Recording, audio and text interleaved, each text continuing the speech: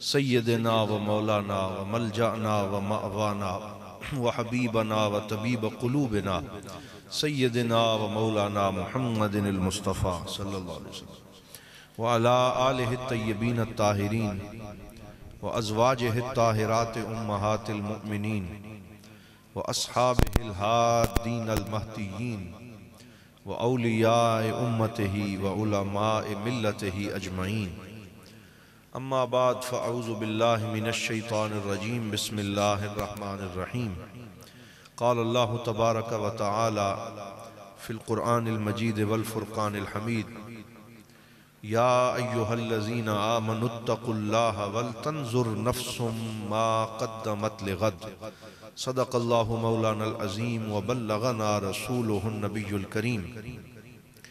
تمام احباب محبت سے، ادب سے، شوق سے حضور کی بارگاہ میں درود پاک پڑھیے۔ الصلاۃ والسلام علیک یا سیدی یا رسول اللہ، الصلاۃ والسلام علیک یا سیدی یا حبیب اللہ، الصلاۃ والسلام علیک یا رحمت للعالمین وعلی آلک واصحابک یا شفیع المذنبین۔ محبت سے ایک دفعہ سب پڑھیں، الصلاۃ والسلام علیک یا سیدی یا رسول اللہ وعلی آلک واصحابک یا جد الحسن والحسین۔ بعد از حمد و صلاة معزز و محتشم علماء کرام اور برادران اسلام، اللہ رب العزت کے فضل و کرم سے آج ہم سب یہاں رمضان المبارک کی پرنور ساعتوں میں حاضر ہیں، اور مجھے محترم جناب ماسٹر خضر حیات صاحب نے بڑی محبت سے آج کے اس پروگرام کی دعوت پیش کی، اور میں حاضر ہوا بیرہ شریف سے، اور مجھ سے قبل ہمارے مسلک کے عظیم خطیب محترم المقام حضرت علامہ پیر سید فیض الحسن شاہ صاحب، بڑا قیم اور خوبصورت انہوں نے خطاب فرمایا، اور میں دیکھ رہا تھا کہ وہ مسائل جو بڑے ادق مسائل ہیں اور بڑے مشکل مسائل ہیں، ان کو جیسے پانی میں گھول کے پلایا جاتا ہے ایسے انہوں نے پلا دیا، اور یہ انہی کا خاصہ ہے، اور اللہ نے ان کی زبان میں وہ مٹھاس عطا فرمائی ہے جو سادات کرام کا حصہ ہے، کہ وہ بات کو بڑا آسان اور سادہ کر کے بیان کرتے ہیں، اور اللہ نے انہیں بڑا درد و سوز بھی عطا کیا ہے۔ تو ہم دعا کرتے ہیں اللہ تعالیٰ ان کو مزید برکتیں عطا فرمائے اور ان کی عمر دراز فرمائے، اور وہ اسی طرح مسلک اہل سنت والجماعت کے اس فیض کو اور دین کے فیض کو عام کرتے رہیں۔ عصر کی نماز کیونکہ ہم سب نے ادا کرنی ہے، وقت بڑا مختصر ہے، تو اس لیے بالکل ٹو دا پوائنٹ دو تین باتیں اختصار کے ساتھ عرض کرنے کی سعادت حاصل کروں گا۔ قرآن حکیم کا میں نے جو حصہ تلاوت کیا ہے، اس میں اللہ رب العزت نے ارشاد فرمایا یا ایہا الذین آمنو، اے ایمان والو۔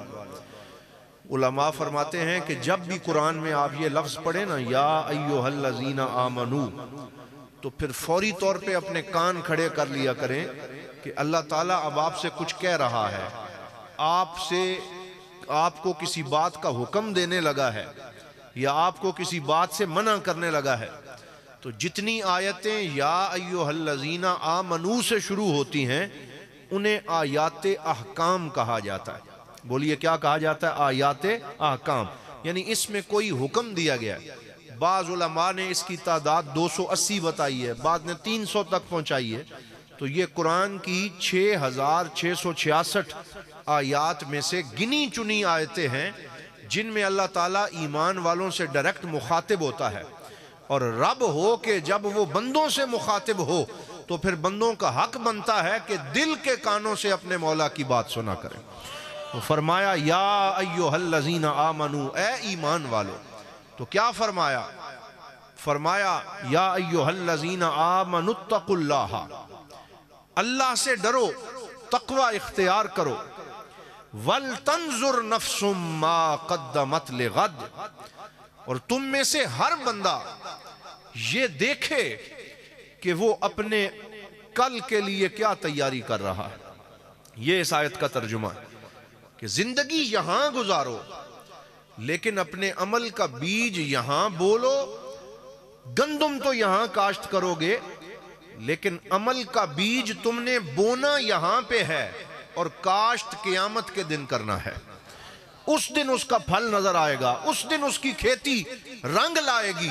تو فرمایا اے ایمان والو دیکھا کرو, سوچا کرو کہ تم اگلے جہان کی کیا تیاری کر رہے ہو, کون سا عمل تم اگلے جہان کے لیے بھیج رہے ہو کہ کل جب قیامت کا دن سجے گا اور ساری انسانیت کو کھڑا کیا جائے گا اور ہر بندہ اللہ کی بارگاہ میں پیش ہوگا, تو دنیا میں جو عمل وہ اللہ کی بارگاہ میں بھیجتا رہا وہ اسے اللہ کی بارگاہ میں موجود نظر آئے گا. حضور صلی اللہ علیہ وسلم کی ایک حدیث ہے, سرکار دو عالم صلی اللہ علیہ وسلم نے فرمایا جب تم میں سے کوئی بندہ اللہ کی راہ میں ایک کھجور پیش کرتا ہے, اب ایک کھجور ظاہری طور پہ کوئی شے نہیں ہے, دینی بڑی آسان ہے, تو فرمایا جب کوئی اللہ کی راہ میں ایک کھجور پیش کرتا ہے, اگر اس کی نیت ٹھیک ہو, اگر وہ اللہ کی رضا کے لیے دے رہا ہو, تو فرمایا یتقبل اللہ سبحانہ وتعالی بیمینہ, اللہ تعالیٰ وہ کھجور اپنے دائیں ہاتھ میں قبول فرماتا ہے. جب حضرت سیدہ عائشہ صدیقہ نے یہ بات سنی, حضور کی زوجہ ام المومنین, تو جب وہ صدقہ کرتی تھی تو درم دینار کسی فقیر کو دینے سے پہلے اس پہ خوشبو لگاتی تھی اور پھر دیتی تھی. تو لوگ کہتے سیدہ پاک آپ اس کو خوشبو کیوں لگا رہی ہیں, یہ تو بازار میں پیسے خرچ ہو جائیں گے, اسے خوشبو لگانے کی کیا ضرورت ہے. فرمایا میں نے اپنے پاک نبی کی زبان سے سنا ہے کہ جب اللہ کی راہ میں کوئی شے پیش کی جاتی ہے تو وہ اللہ کے ہاتھ میں پہنچتی ہے. میرا دل کرتا ہے کہ میرا صدقہ جب اللہ کے ہاتھ میں پہنچے تو اس سے خوشبو آ رہی ہے. تو وہ اس طریقے سے صدقہ پیش کیا کرتی تھی. پھر حضور صلی اللہ علیہ وسلم نے ارشاد فرمایا کہ جب بندہ وہ صدقہ پیش کرتا ہے تو اللہ تعالیٰ اسے قبول فرماتا ہے, پھر اللہ اس بندے کے صدقے کو بڑھاتا رہتا ہے. بندہ سو صدقہ کر کے بھول گیا, بندہ تو صدقہ کر کے اسے یاد نہ رہا, لیکن اللہ تعالیٰ کو ہر شے یاد رہتی ہے, وہ بھولتا نہیں ہے, اللہ اسے بڑھاتا رہتا ہے. جب قیامت کے دن بندہ آئے گا, اس کے سامنے نیکیوں کا ایک ڈھیر نظر آئے گا, تو وہ کہے گا یا اللہ یہ نیکیاں میں نے تو نہیں کی تھی. فرمایا یہ تیرا وہ ایک کھجور جتنا صدقہ تھا جسے ہم بڑھاتے رہے, آج وہ نیکیوں کا ڈھیر بن چکا ہے. تو یہ اللہ کا فضل ہے کہ اس نے ہمیں رمضان عطا فرمایا, اس نے ہمیں یہ برکتوں والا مہینہ عطا فرمایا کہ جس میں ہم چھوٹا سا عمل کرتے ہیں اللہ تعالیٰ اسے اپنے کرم سے بڑھا کے کئی گنا بڑھا دیتا ہے اور زیادہ کر دیتا ہے. تو فرمایا تقوی اختیار کرو, اور یہ تقوی جو ہے, تقوی کیا ہے کہ اللہ رب العزت سے ڈر جانا, وہ کام کرنا جس کے کرنے کا اللہ نے حکم دیا ہے, اور اس کام سے بچ جانا جس سے بچنے کا بولیے اللہ نے حکم دیا ہے. یہ تقوی کی تعریف ہے. آئیے میں آپ کو اپنے پاک نبی سب کہہ دیں صلی اللہ علیہ وسلم کی ایک حدیث سناتا چلوں. میرے پاک نبی صلی اللہ علیہ وسلم مسجد نبوی میں جلوہ فرما تھے. صحابہ کرام اپنے نبی کی زیارت کر کے آنکھیں ٹھنڈی کر رہے تھے اور سب کی سر جھکے ہوئے تھے, اپنے نبی کی پاک باتیں سن رہے تھے کہ یمن سے کچھ لوگ آئے اور انہوں نے اپنی سواریاں کھڑی کی, حضور کی بارگاہ میں حاضر ہو گئے. یا رسول اللہ ہم یمن سے آئے ہیں. کیوں آئے ہو؟ یمن بڑا دور ہے, ہمیں آپ کی باتیں سننے کا بڑا دل کرتا ہے, ہم روز نہیں آ سکتے, آپ ایک اپنا صحابی اور غلام ہمیں عطا فرمائیں جو ہمارے پاس رہے, صبح بھی ہمارے پاس ہو, شام بھی ہمارے پاس ہو, ہمیں آپ کی باتیں سناتا رہے, ہمارے دل کی دنیا بدلتا رہے, ہمیں دین سکھاتا رہے, ہمیں روزے اور نیکی کی تلقین کرتا رہے. ایک مبلغ عطا فرمائیں, ایک غلام عطا فرمائیں, ایک عالم دین عطا فرمائیں, ایک صحابی عطا فرمائیں. میرے پاک نبی صلی اللہ علیہ وسلم نے سارے مجمع پہ نظر ڈالی, ہر غلام کا چہرہ دیکھا, لیکن حضور کی نگاہ انتخاب پڑی تو کس پہ پڑی؟ 18 سال کی عمر کا ایک نوجوان, حضور کا غلام, جس کا نام حضرت معاذ ابن جبل رضی اللہ تعالی عنہ. حضور نے ان کو دیکھا، کہا اے معاذ میرے سامنے آ جاؤ، میں تمہیں یمن کے لیے قاضی مقرر کرتا ہوں، یمن کا بھیجنے کے لیے تمہیں حکم دیتا ہوں، یمن جاؤ، جا کے میرے دین کا ہوکہ دو، لوگوں کو میرے دین کی باتیں سناؤ۔ جب وہ یمن جانے لگے تو انہیں سامنے بٹھا کے ان کا امتحان لیا۔ امتحان لینے والے رسول اللہ ہیں اور امتحان دینے والے حضور کے صحابی حضرت معاذ ابن جبل ہیں۔ وہ کیا منظر ہوگا؟ سرکار ان سے سوال پوچھ رہے ہیں تو حضور صلی اللہ علیہ وسلم نے فرمایا، اے معاذ مجھے یہ بتاؤ، بما تقدی، جب تو یمن جائے گا لوگ تیرے پاس دین کے مسئلے پوچھنے آئیں گے، تو کیسے جواب دے گا؟ کس چیز سے تو جواب دے گا؟ تو حضرت معاذ نے پہلے سوال کا جواب دیا، فرمایا اقدی بکتاب اللہ، یا رسول اللہ میں نے آپ سے سیکھا ہے کہ جب بھی کوئی مسئلہ لے کے میرے پاس آئے گا میں سب سے پہلے اس کا جواب رب کے قرآن سے دوں گا۔ بولیے کہاں سے جواب دوں گا؟ رب کے قرآن سے، اللہ کے فرمان سے قرآن پڑھ کے انہیں سناؤں گا۔ وہ قرآن جو میں نے آپ کی بارگاہ سے سیکھا ہے، آپ کے قدموں سے فیض حاصل کیا ہے، میں انہیں قرآن سناؤں گا اور مسئلے بتاؤں۔ پھر حضور نے پوچھا اگر قرآن میں تجھے اس کا جواب نظر نہ آیا پھر کیا کرے گا؟ کیا تو پھر انہیں واپس بھیج دے گا؟ نہیں یا رسول اللہ، اگر قرآن میں اس کا جواب نہ ملا تو میں آپ کے فرمان سے جواب دوں گا، میں آپ کی حدیث پڑھ کے سناؤں گا، میں آپ کی سنت سے ان کی تربیت کی کوشش کروں گا۔ حضور نے پھر پوچھا اگر کوئی ایسا سوال تیرے سامنے آ گیا، قرآن میں بھی نہ ملا، میری حدیث میں بھی نہ ملا، پھر تو کیا کرے گا؟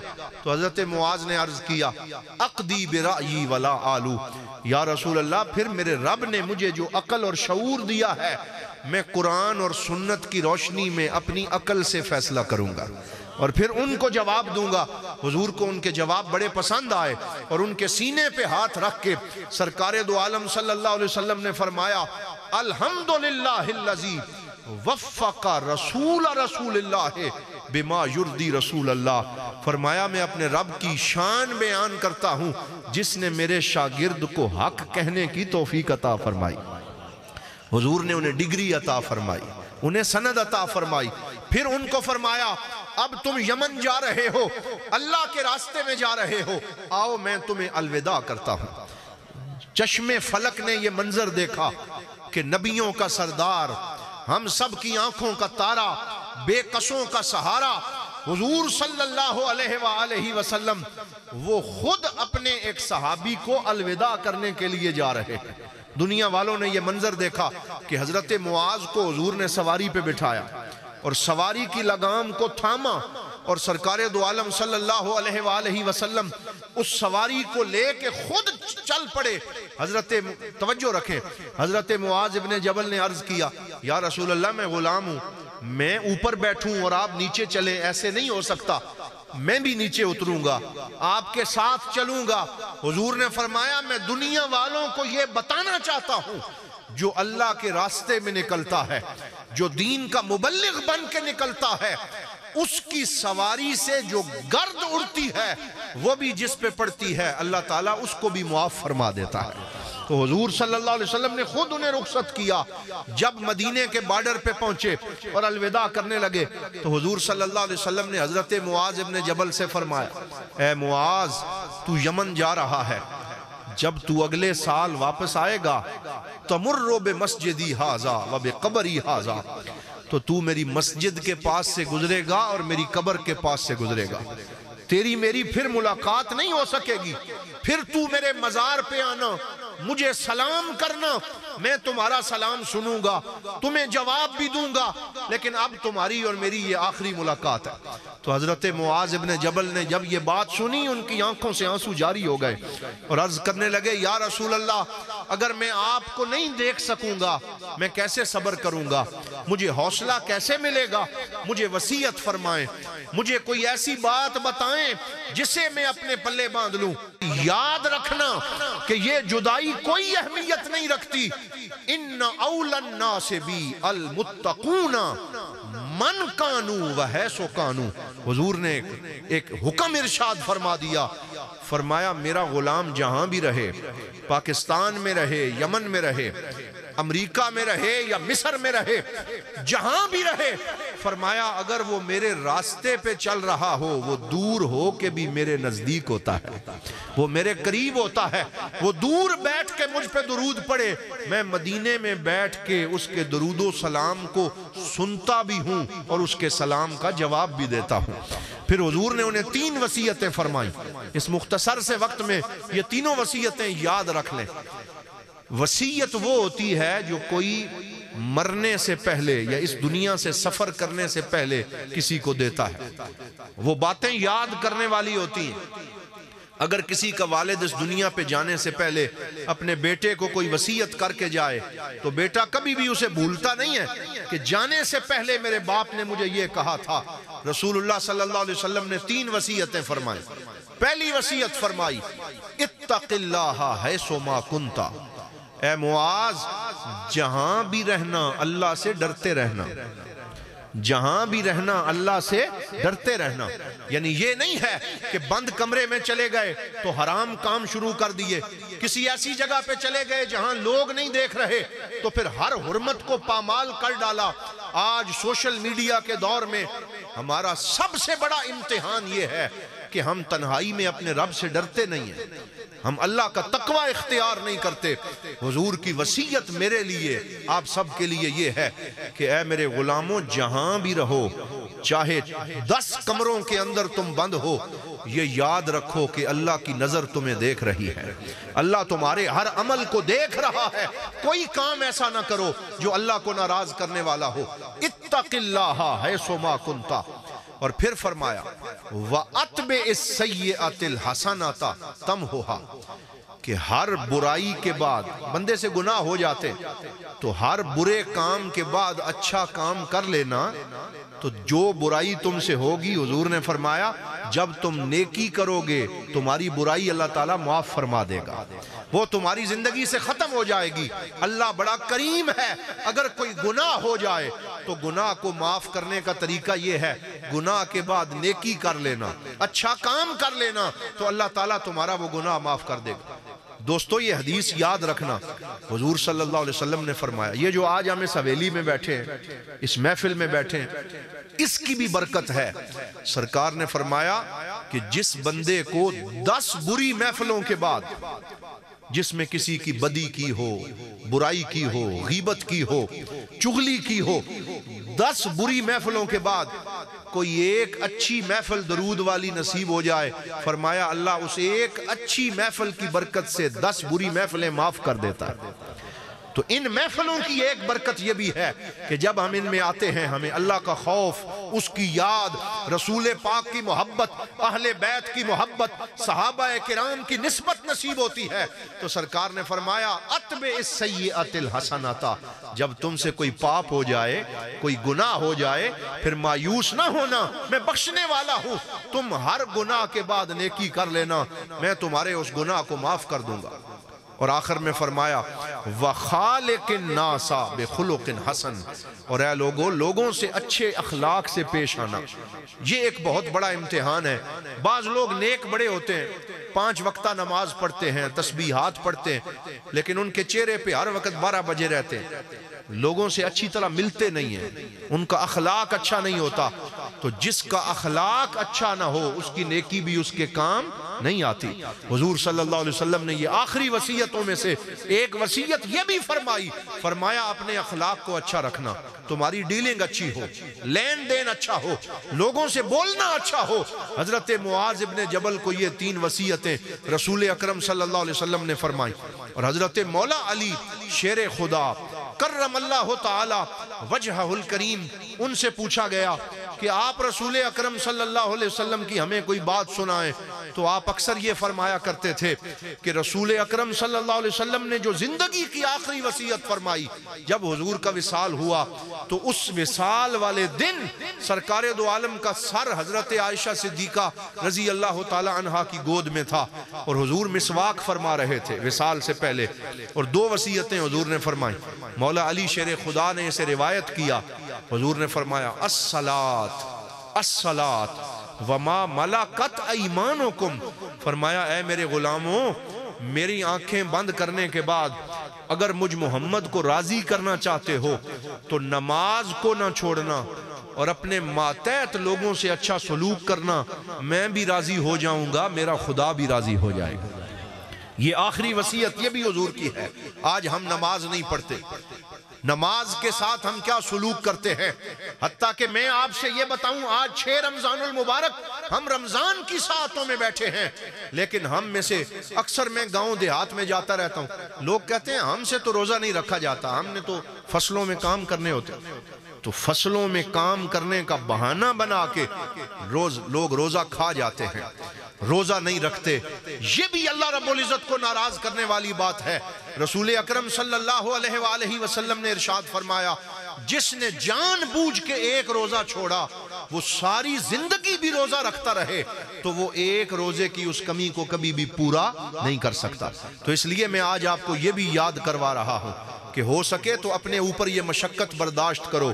یہ پیاس جو میں اور آپ آج برداشت کریں گے، آج میڈیکل سائنس ہمیں یہ بتا رہی ہے، میڈیکل سائنس اور امریکہ میں ریسرچ ہوئی ہے، انہوں نے بتایا کہ جو بندہ مہینے میں یا سال میں 30 روزے ایک سال میں رکھتا ہے تو جسم کے اندر کچھ ایسے بیکٹیریاز پیدا ہو جاتے ہیں کہ اگر سارا سال بندہ کھانا کھاتا رہے اور روزہ نہ رکھے تو اس سے کینسر بنتا ہے۔ یہ بالکل میں نے خود ریسرچ پڑھی ہے، یعنی وہ حضور صلی اللہ علیہ وسلم کو اور دین کو مانتے نہیں ہیں، لیکن یہ چیز وہ بھی مان گئے کہ وہ لوگ جو 1 مہینہ 11 مہینوں میں سے 1 مہینہ روزہ رکھتے ہیں ان کے جسم میں کبھی کینسر کی بیماری پیدا نہیں ہوتی، بلکہ روزے کی برکت سے اندر کی بیماریاں اندر ہی ختم ہوتی چلی جاتی ہیں، اور اللہ تعالیٰ انہیں جسم کی صحت بھی دیتا ہے، انہیں روح کی صحت بھی دیتا ہے۔ روزہ برکت ہے، روزہ شفا ہے، روزہ رحمت ہے، روزہ تقوی ہے۔ میرے پاک نبی صلی اللہ علیہ وسلم نے ارشاد فرمایا، قیامت کا دن ہوگا، جنت کے 8 دروازے کھولے جائیں گے اور کہا جائے گا جس دروازے سے مرضی داخل ہو جاؤ، لیکن روزے داروں کے لیے ایک ایسا دروازہ ہوگا جس میں سے کوئی اور داخل نہیں ہو سکے گا، صرف روزہ دار داخل ہوں گے، وہ باب الریان ہوگا۔ وہ دروازہ ایسا ہے جو صرف اللہ تعالیٰ روزے دار بندوں کو عطا فرمائے گا۔ تو آج کی اس نشست میں بڑی طویل گفتگو ہو سکتی ہے، لیکن میں یہ نہیں چاہتا کہ میں گفتگو لمبی کرتا رہوں اور میری وجہ سے رب کی نماز لیٹ ہوتی رہے، اس لیے میں یہ چاہتا ہوں کہ آج اسی پہ اکتفا کرتے ہیں، اور جو اختصار کے ساتھ قبلہ شاہ جی نے جو مفصل گفتگو فرما دی وہ ہمارے لیے باعث برکت تھی۔ آخر میں یہ آخری حدیث پاک سن لیں اور اس پہ میں اپنی گفتگو ختم کروں گا۔ میرے پاک نبی صلی اللہ علیہ وسلم نے ہمیں اللہ کی نعمتوں کا احساس دلایا، اور ایک دن سرکار دو عالم صلی اللہ علیہ وسلم اپنے غلاموں کے درمیان جلوہ فرما تھے، تو آپ نے اپنے غلاموں سے فرمایا، اے میرے غلاموں اپنے رب کا شکر ادا کیا کرو، اور پھر حضور نے یہ آیت پڑھی، لَإِن شَكَرْتُمْ لَأَزِيدَنَّكُمْ۔ اللہ فرماتا ہے اگر تم شکر کرو گے تو میں تمہیں اور زیادہ عطا فرماؤں گا، اگر تم شکر کرو گے میں تمہیں اور نعمتیں دوں گا۔ ایک شکر تو یہ ہے کہ انسان زبان سے کہہ دے یا اللہ تیرا شکر ہے، لیکن ایک عملی شکر ہے، اور عملی شکر یہ ہے کہ بدن کا شکر نماز پڑھنا ہے، سر کا شکر سجدہ کرنا ہے، اور ہاتھوں کا شکر ان ہاتھوں سے نیک کام کرنا ہے، اور پیٹ کا شکر روزہ رکھنا ہے، اور انسان کے وجود کا شکر یہ ہے کہ وہ اپنے وجود کے ہر روئیں سے اپنے مولا کا نام جپتا رہے، ذکر کرتا رہے۔ تو ہم قولی شکر صرف کرتے ہیں، اللہ ہمیں عملی شکر کرنے کی توفیق عطا فرمائے، اور وہ عملی شکر اس حدیث میں بتایا گیا۔ میرے پاک نبی آخری بندے تک ہر بندہ مل کے کہہ دے صلی اللہ علیہ وآلہ وسلم، سرکار نے فرمایا عملی شکر کیا ہے؟ حضور نے فرمایا اپنی زندگی کی ڈائری کو دیکھا کرو، جس بندے کو اللہ 3 نعمتیں عطا فرمائے، بولیے کتنی؟ 3۔ یہ اب میں اپنی زندگی میں دیکھتا ہوں اور آپ اپنی زندگی میں دیکھیں کہ کس کے پاس ہیں اور کس کے پاس نہیں ہیں۔ یہ حضور نے ہمیں آسان نسخہ بتایا، جسے اللہ 3 نعمتیں عطا فرمائے۔ کون سی؟ فرمایا من اصبح آمنا فی سردابہ، جس کو اللہ یہ نعمت دے کہ ہر روز صبح جب اس کی آنکھ کھلے تو اسے کسی کا خطرہ نہ ہو، وہ اپنے گھر اور اپنے ٹھیے پہ امن کے ساتھ موجود ہو، امن ہو، کوئی خطرہ نہ ہو اور کوئی اسے تھریٹ نہ ہو۔ یہ اللہ کی پہلی نعمت ہے کہ اللہ نے اسے اس زمین پہ امن عطا فرمایا ہے۔ تو یہ ہر بندے کے پاس موجود ہے، ہمیں احساس ہی کوئی نہیں۔ فرمایا یہ احساس کرو کہ اللہ نے تمہیں امن دیا ہے۔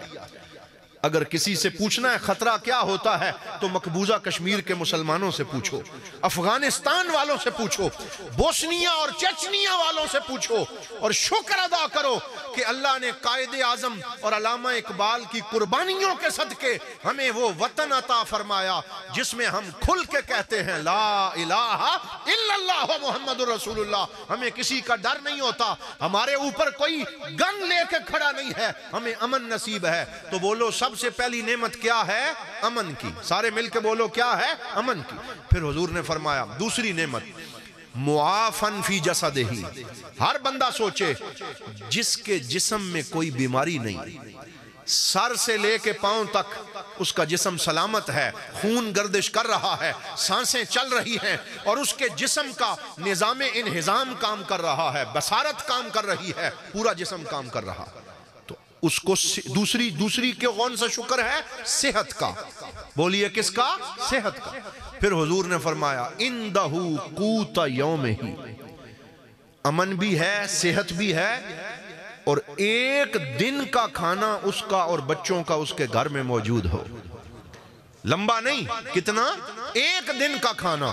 تو فرمایا جس کے پاس یہ تین نعمتیں ہیں وہ یہ سمجھے فَكَأَنَّمَا حِيزَتْ لَهُ الدُّنْيَا، وہ یہ سمجھے اللہ نے پوری دنیا جمع کر کے اس کی جولی میں ڈال دی ہے۔ یہ حضور صلی اللہ علیہ وسلم سچے نبی کا فرمان ہے۔ اب اپنے گریبان میں دیکھو، اللہ نے ہمیں امن بھی دیا، ہمیں صحت بھی دی، اور ہمیں صرف ایک دن کا نہیں پورے سال کا دانے عطا فرمائے اور رزق عطا فرمایا، پھر بھی ہم شکر نہ کریں تو اس سے بڑی اور محرومی کوئی نہیں ہو سکتی۔ اس لیے آؤ رمضان کی ان بہاروں میں ہم کہیں یا اللہ تیرا شکر ہے، صحت پر، امن پر، رزق پر ہم تیرا شکر ادا کرتے ہیں۔ یا اللہ جو نعمتیں تو نے ہمیں دی ہیں وہ باقی رکھ، اور ہمیں اور بھی نعمتیں عطا فرما تاکہ ہم اسی طرح تیرا شکر ادا کرتے رہیں۔ میں دعا گو ہوں اللہ تعالیٰ صاحب خانہ انہوں نے جن مقاصد کے لیے اس محفل کا اہتمام کیا انہیں وہ برکات عطا فرمائے، ان کے رزق اور جان مال اولاد میں برکتیں عطا فرمائے۔ وآخر دعوانا ان الحمدللہ رب العالمین۔